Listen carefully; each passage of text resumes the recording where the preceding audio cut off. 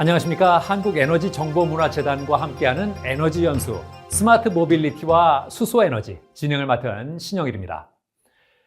에너지를 어떻게 만들고 분배하느냐는 소비에도 큰 영향을 줍니다. 예컨대 우리가 사용하는 스마트폰을 생각해 보시죠. 스마트폰은 전기를 충전해서 작동하고 전기를 이용해서 운영되는 통신망이 상시 제공되는 것을 전제로 합니다. 따라서 전기를 안정적으로 생산해서 확실하게 공급하는 체계가 완비되어 있지 않는 한 스마트폰은 그저 아무 기능도 하지 못하는 장식품에 불과합니다. 따라서 에너지 체계의 변화는 우리의 소비 생활 전반에 큰 영향을 미칩니다. 대표적인 분야가 교통 부문인데요. 오늘날 우리는 먼 거리를 이동하는데 자동차를 일상적으로 이용하고 비행기를 이용해서 먼 나라까지 갑니다. 우리가 생활하는 데 필요한 생필품이나 산업에 쓸 재료, 공산품은 배를 이용해서 바닷길로 필요한 곳까지 전달되죠. 이들은 모두 화석연료가 안정적으로 생산되고 공급되는 것을 전제로 유지됩니다. 만약 화석연료를 줄인다면 교통체계 전반이 바뀌어야 한다는 얘기죠. 그렇다면 교통 분야는 어떻게 바뀔까요? 전기차 순환사와 부활.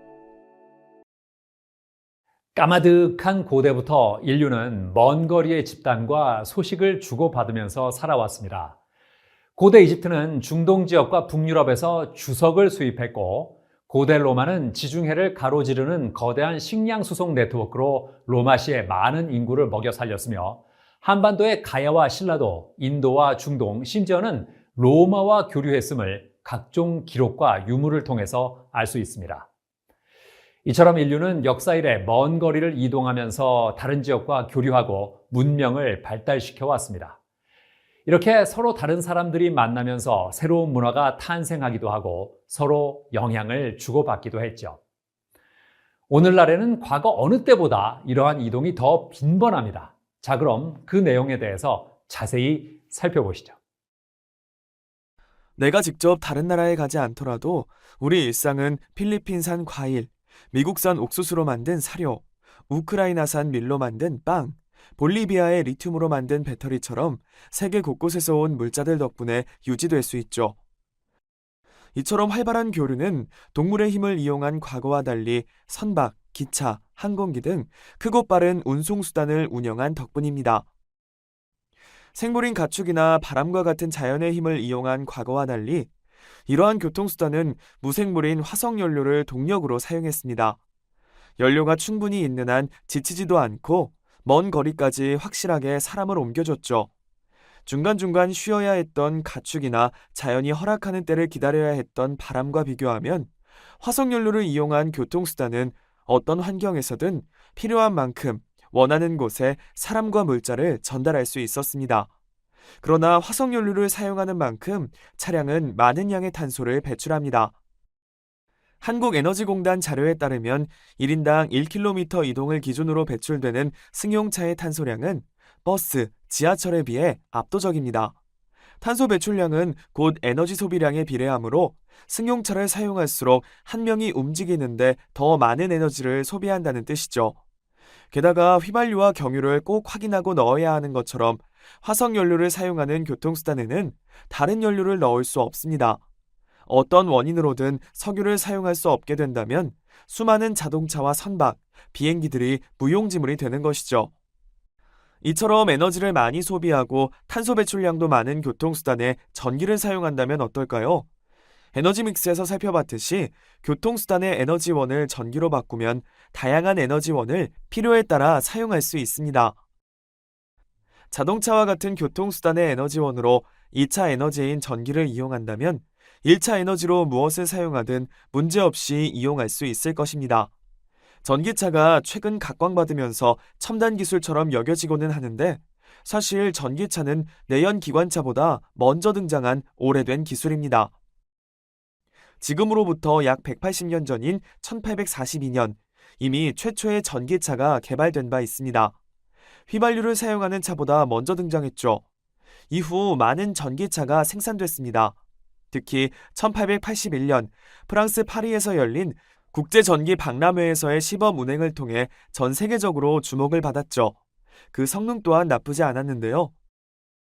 1899년에 나온 라자메 콩탕트라는 전기차는 결코 만족하지 않는다는 뜻처럼 시속 100km를 달성해 많은 주목을 받기도 했습니다. 마치 미사일과 같은 디자인 역시 호평을 받았습니다. 또한 진동과 소음이라는 측면에서 당시 가솔린 차에 비해 압도적이었기에 특히 상류층 여성들을 중심으로 선풍적인 인기를 끌었습니다. 하지만 이런 전성기는 그리 오래가지 못했습니다. 관건은 가격 경쟁력이었습니다. 전기차는 지금보다 효율이 낮은 배터리를 대용량으로 실어야 했습니다. 충전 시간도 지나치게 길었고 한 번 충전해서 갈 수 있는 거리도 짧았죠. 그러나 휘발유로 움직이는 내연기관차는 연료 주입을 간편하게 할 수 있었던 데다 한 번 주유로 제법 먼 거리까지 갈 수 있었습니다. 값비싼 배터리를 장착하지 않아도 되니 가격도 저렴했습니다.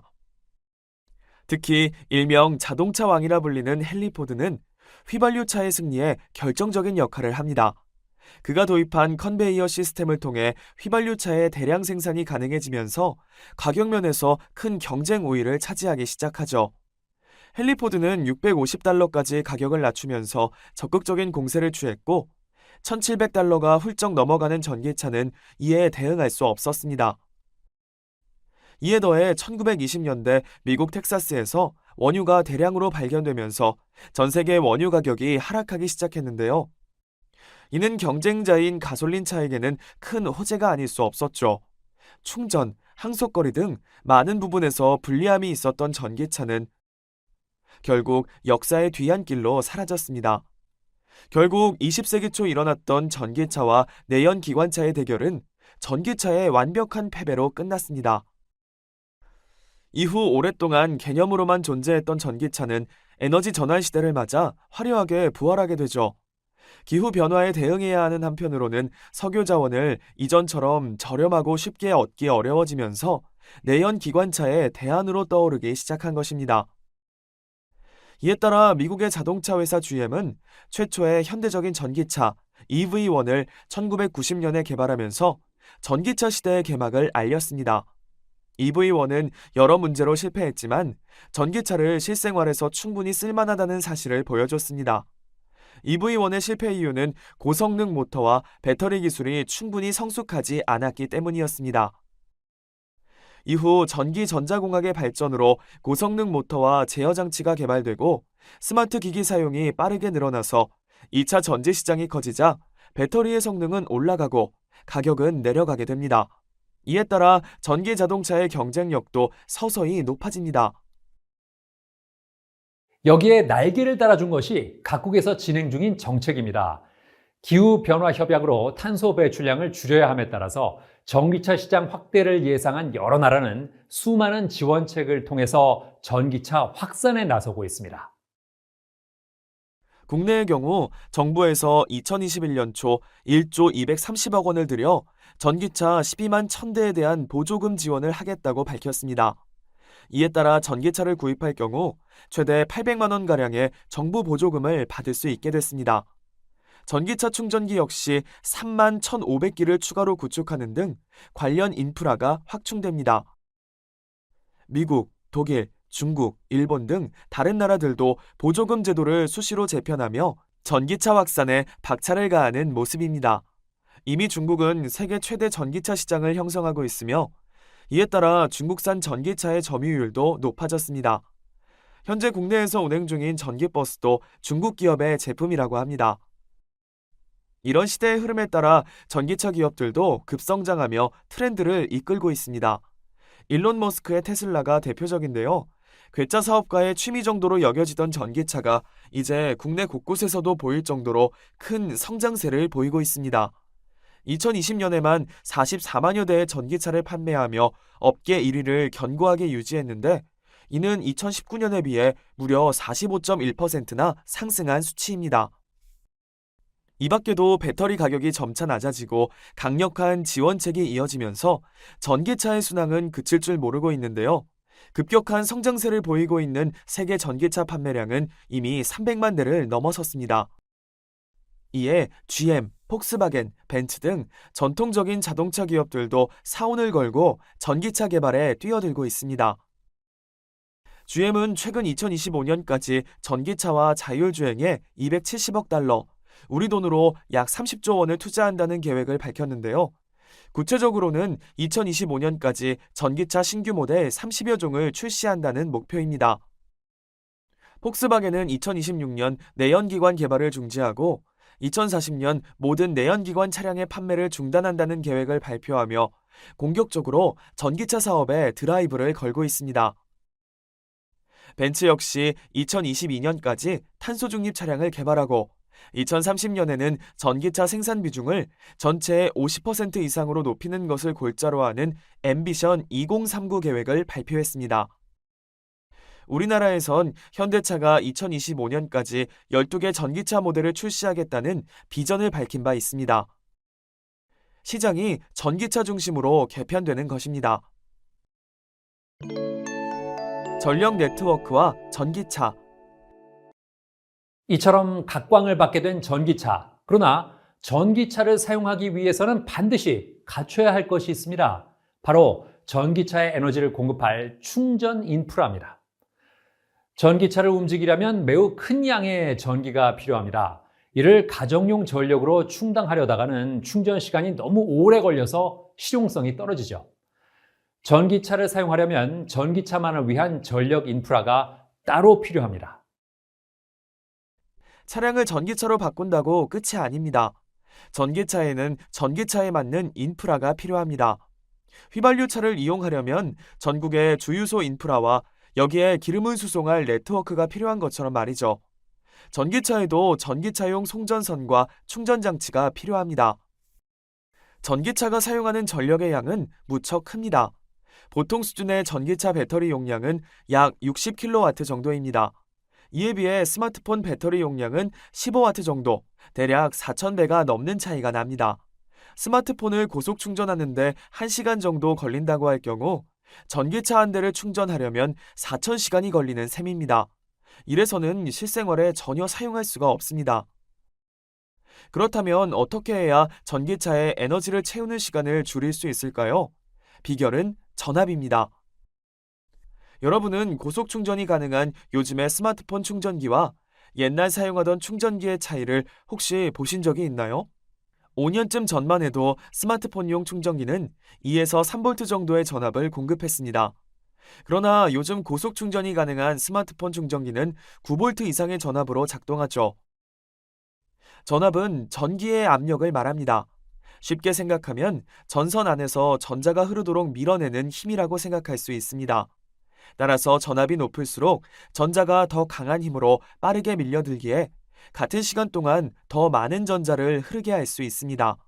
짧은 시간에 더 많은 전기를 충전기에 밀어넣을 수 있는 것입니다. 다만 이처럼 전자를 밀어내는 힘이 커질수록 안정적으로 제어하기가 어려워져서 기술 발달이 덜한 과거에는 낮은 전압을 쓴 것이죠. 따라서 일반적으로 사용하는 것보다 높은 전압으로 작동하면 전기차를 짧은 시간에 충전할 수 있습니다. 요즘 많이 사용하는 전기차 충전기는 급속 충전인 경우 380V의 전압으로 전기를 공급받아서 이를 충전기에서 다시 한번 높여 500V까지 제공합니다. 일반적인 전기차 배터리의 절반을 채우는데 30분이 채 걸리지 않죠. 물론 충전기에 사용하는 380V의 전압이 엄청나게 대단한 수준으로 높은 것은 아닙니다. 일반적으로 산업용, 대형 건물이나 작업장용으로는 이 수준의 전력을 공급하는 일이 많죠. 다만 가정에서는 사용하지 않는 수준의 전압이다 보니 별도의 전력선이 필요한 것입니다. 또한 별도의 전력망도 필요한데요. 앞서도 이야기했듯 국내 사용되는 전기차 충전기에는 380V의 전압으로 전기가 공급됩니다. 가정에서 사용하는 220V보다 높은 수준이죠. 따라서 가정용 전력과는 별도의 계통으로 전선을 끌어와서 충전기를 설치해야 합니다. 이처럼 전기차를 원활하게 운영하려면 잘 정비된 충전소 네트워크가 반드시 필요합니다. 이를 위해 많은 국가에서는 전기차 보급과 함께 전기차 충전기 보급 사업도 추진하고 있습니다.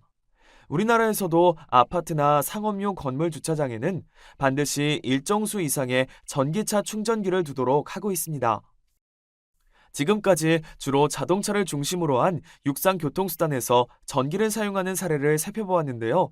다른 교통수단에서도 전기를 동력으로 활용하는 움직임이 점차 가시화되고 있습니다. 대형 선박 한 척이 배출하는 탄소만 해도 자동차 7만 대에 이른다고 합니다.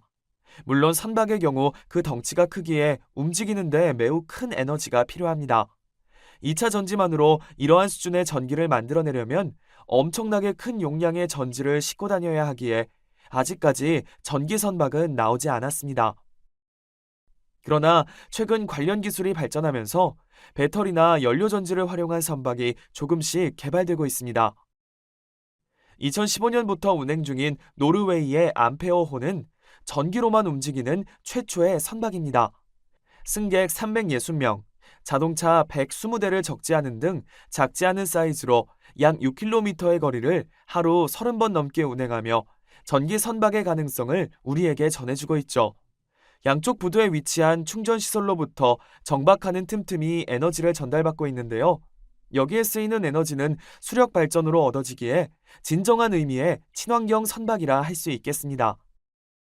한편 국내에서는 부산항만공사에서 최근 276톤급 전기 추진선을 건조할 예정입니다. 현재의 안내선 새누리호를 대체해서 2022년부터 사용될 예정입니다. 100% 전기 에너지로만 운영되는 선박이 부산항에 입항하는 배들을 인도할 전망입니다. 이 외에도 연안에서 운행하는 차도선이나 페리의 전기 솔루션을 채용해서 탄소 배출량을 크게 줄일 계획입니다. 이들 전기 선박들은 크기가 작은 소형 선박입니다. 그렇다면 유조선이나 컨테이너선처럼 큰 배는 어떻게 움직여야 친환경적일까요? 앞서도 살펴봤듯 커다란 전기 선박을 만들지 못하는 이유는 배터리를 감당할 수 없기 때문입니다. 그러나 배터리 대신 다른 물질을 이용해 전기를 만든다면 어떨까요? 수소나 암모니아를 이용한 연료 전지를 활용한다면 연료를 빠르게 충전할 수 있고 항속거리가 길면서도 화석연료를 사용하지 않는다는 장점이 있습니다. 특히 암모니아는 수소보다 쉽게 많은 양을 저장할 수 있어서 암모니아 연료전지 선박이 친환경 화물선으로 개발되고 있습니다. 우리나라의 현대해양이 암모니아 선박을 개발 중에 있으며 이에 맞춰 정부에서도 2030 그린쉽 K 추진 전략을 내놓고 2030년까지 선박 528척을 친환경 선박으로 전환한다고 발표했습니다.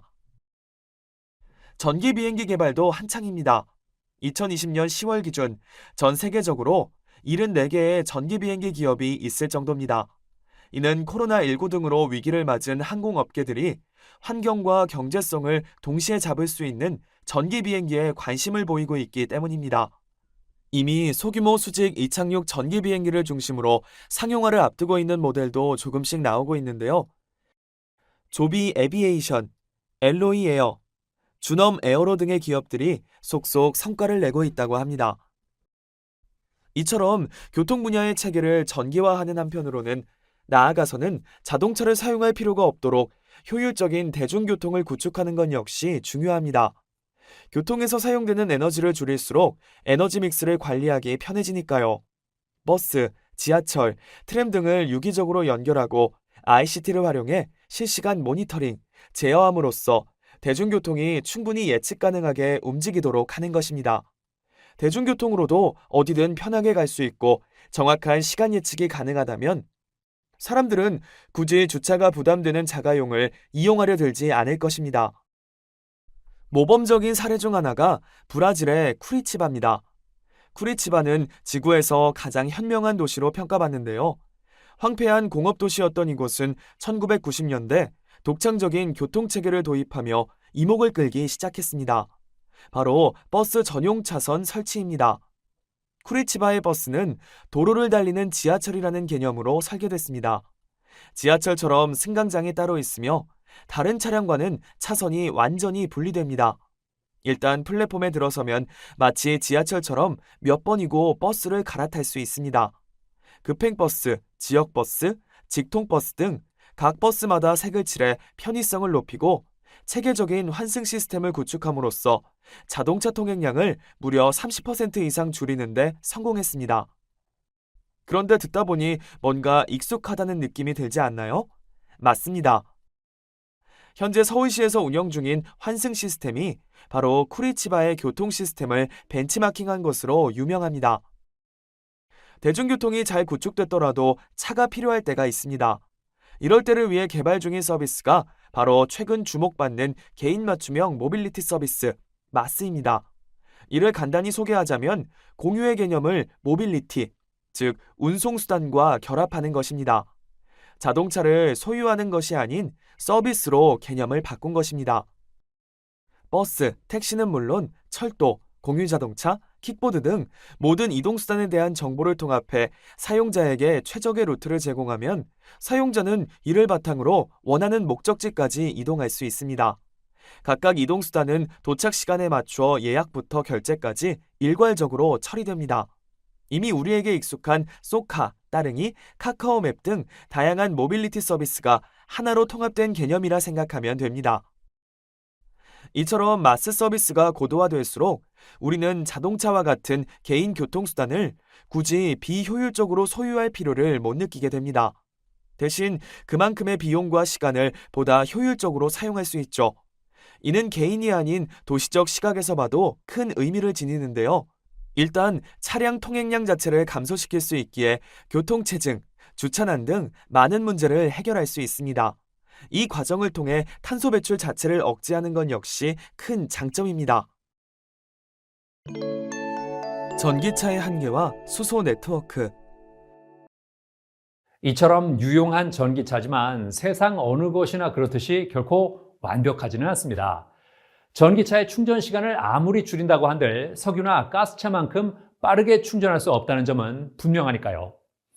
배터리의 엄청난 무게와 가격, 안정성도 문제입니다. 특히 장거리 운행에는 전기 시스템이 매우 불리하죠.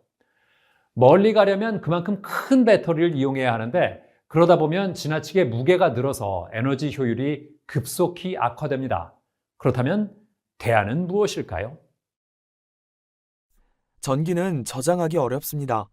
그래서 배터리를 사용하지만 배터리는 비싸기도 하고 너무 무겁죠. 특히 주 원료로 리튬을 사용하는데 지각에는 풍부하지만 추출 과정에서 에너지 소모가 큰 리튬의 특성상 환경적으로도 경제적으로도 불리한 면이 있습니다. 그래서 대안으로 언급되는 것이 수소입니다. 지구에서 세 번째로 많은 원소인 수소는 구하기도 쉽고 탄소 배출도 없기에 최근 들어 친환경 에너지원으로 주목받고 있습니다. 수소의 가장 큰 장점은 전기처럼 흐르는 에너지가 아니라 물질이기 때문에 저장과 운반이 편하면서도 연료전지를 이용하면 탄소 배출 없이 전기를 만들 수 있다는 것입니다. 구체적으로 보면 전기 에너지를 이용해서 물을 전기 분해하면 수소를 얻을 수 있습니다. 다시 수소를 연료전지에 사용하면 전기를 얻을 수 있죠. 형태가 없는 전자기파인 전기와 물질인 수소를 서로 변환시킬 수 있는 것입니다. 전기 에너지를 마치 알약처럼 만든 것이 수소인 셈이죠. 이를 전기 자동차의 연료로 이용한다면 어떨까요? LNG를 충전하듯 수소를 충전해서 전기차를 이용할 수 있을 것입니다. 바로 이것이 수소차입니다.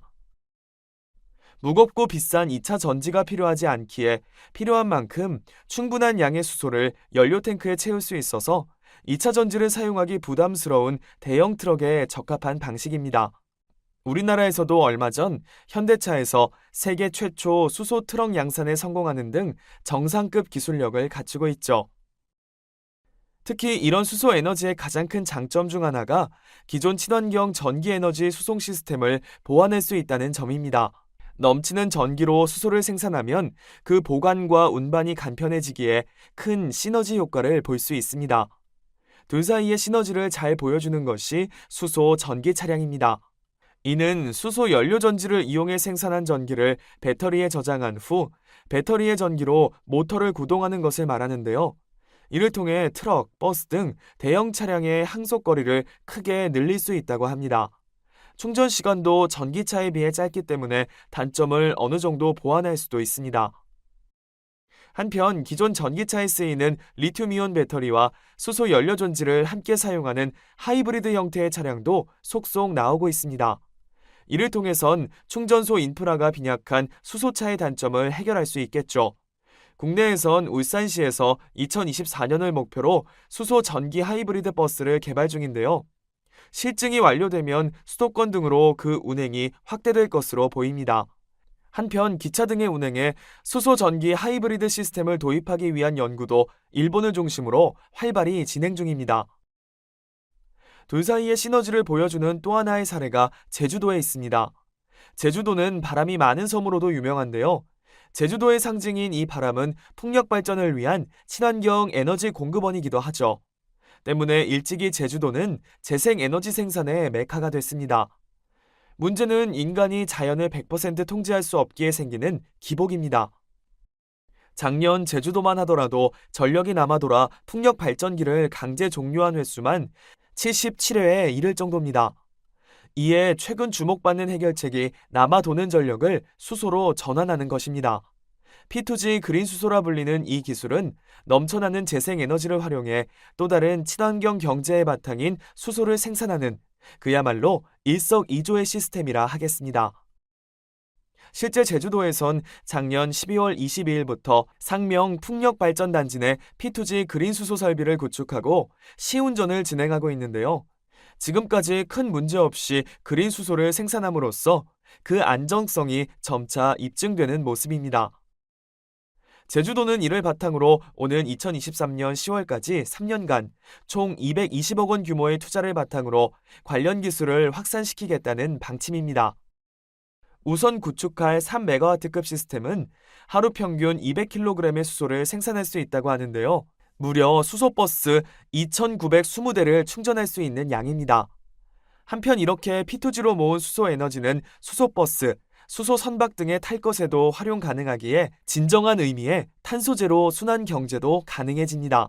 이렇게 수소와 신재생 에너지라는 두 축을 바탕으로 수송 분야에서의 탄소 중립을 위한 노력은 앞으로도 계속될 전망입니다. 이처럼 수소 에너지를 실현하려는 노력이 이어지고 있지만 수소 에너지에 대해 잘못 알려진 점도 많습니다. 아무래도 산소와 격렬히 반응하는 수소라는 원소의 성질 때문에 위험하게 여기는 시선이 있어서일 텐데요. 수소 에너지에 대한 오해는 여러 가지가 있지만 크게 세 가지를 짚어볼 수 있습니다. 수소는 위험하다. 비싼 전기로 다시 수소를 만드는 것은 낭비다. 수소를 만들 때 화석 연료가 필요하므로 청정에너지가 아니다라는 주장입니다. 우선 수소는 위험하다는 말부터 살펴보겠습니다. 수소 에너지가 위험하다는 말은 수소가스가 산소와 빠르게 반응해 폭발하려는 성질이 있기 때문입니다. 그러나 우리는 이미 불이 매우 잘 붙는 천연가스와 액화 석유가스를 문제없이 잘 사용하고 있습니다. 이러한 기술을 응용해 수소를 안전하게 보관하거나 운반하고 있습니다. 또한 수소는 매우 가벼워서 대기 중에서 빠르게 흩어지기에 혹시 유출 사고가 일어나더라도 불이 붙기 전에 대기 중으로 흩어집니다. 비싼 전기로 수소를 만드는 것은 낭비라는 말도 있습니다. 그런데 이는 수소 에너지의 목적을 무시한 말입니다. 수소는 보관할 수 없는 전기 에너지를 물질 형태로 저장하기 위해 고안됐습니다. 즉, 남는 전기 에너지를 마치 화석 연료처럼 편리한 방법으로 사용하는 것이 수소 에너지의 궁극적인 역할입니다. 전기를 다른 형태의 에너지원인 수소로 바꾸는 과정에서 에너지 손실이 일어나는 것은 분명 맞지만 에너지 손실을 감수하고 다른 형태의 에너지로 바꾸는 이익이 더 크기 때문에 전기를 써서 수소를 만들 가치가 있는 것입니다. 비유하자면 남는 전기로 수소를 만드는 것은 가정과 건물에서 석탄을 그대로 쓰기 불편하니 석탄을 이용해서 전기를 생산하는 것과 같은 원리라고 할 수 있습니다. 전기로 수소를 만드니 낭비라는 말은 석탄으로 발전하면 낭비이니 집에서 석탄을 직접 사용해야 한다는 말이나 마찬가지입니다. 수소가 청정 에너지일 수 없다는 의견도 있습니다. 수소를 만들 때 화석연료를 사용하기 때문입니다. 실제로 천연가스를 고온, 고압에서 수증기로 분해하거나 공장에서 석탄을 사용할 때 나오는 가스를 이용해 수소를 만들기도 합니다. 그러나 이는 수소를 만드는 여러 방법 중 현재 가장 저렴한 방법일 뿐으로 기술 발전에 따라 재생에너지를 이용해 저렴하게 수소를 만드는 방법도 개발되고 있습니다. 많은 과학자들이 물을 전기로 저렴하게 분해해서 수소를 만드는 방법을 연구하고 있습니다. 기술이 충분히 발전하면 재생에너지만으로 물로부터 수소를 만들어서 화석 연료 사용도, 이산화탄소 배출도 전혀 없는 수소 에너지를 사용할 수 있을 것입니다. 미래의 교통수단은 점차 전기를 이용하는 방향으로 변화하고 있습니다. 전기는 다양한 방식으로 만들어낼 수 있어서 에너지원을 다양화할 수 있을 뿐 아니라 인공지능이나 네트워크 등 미래형 모빌리티 기술과 결합하기도 좋습니다. 실제로 개인용 자동차는 점차 타고 다니는 전자기기로 그 개념이 변화하고 있습니다. 교통 분야가 전기화되면서 기후변화 대응을 위한 탈탄소에도 기여하는 한편 운송에 필요한 에너지 믹스를 자유롭게 구성할 수 있게 함으로써 에너지 안정성을 높일 수 있게 됐습니다. 게다가 자동차 시장의 패러다임이 변화하면서 후발주자인 한국의 자동차 기업들이 국제적으로 큰 도약을 할 기회를 얻기도 했죠. 자동차의 전기화는 환경만 바꾸는 것이 아니라 산업 전체도 바꾸는 셈입니다.